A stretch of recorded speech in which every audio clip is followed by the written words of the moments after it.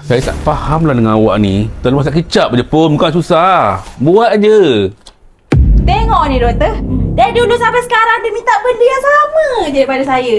Dah tahu tak, dia ni dah janji dengan saya dah tak nak marah-marah saya lagi. Sebab hari tu dia dah kena mind stroke dah. Tengok ni, saya bukannya apalah kan. Bukan setakat telur masak kicap, daging dendeng pun saya pandai buat tau. Oh, saya pula yang salah. Kalau pandai buat lah, kenapa tak buat? Macam mana nak buat? Daging tak ada kat rumah. Orang asyik minta je. Sekejap, Cuk. Saya faham Tuan Puan ada masalah. Tapi Tuan Puan, awak dah salah tempat ni. Ini Nusina Wellness, pusat rawatan komprehensif untuk pesakit-sakit kronik.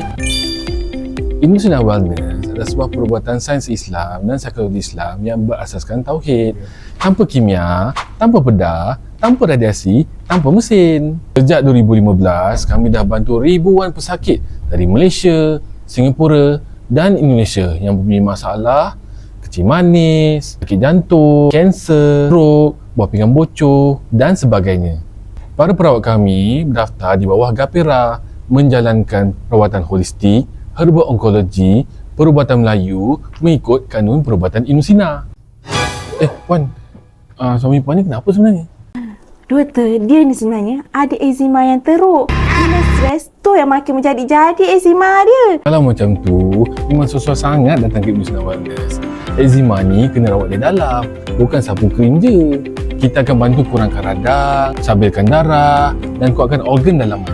Alhamdulillah, sekurang-kurangnya ada tempat berlemah tu saya menti menggaru ni. Oh, garu katanya.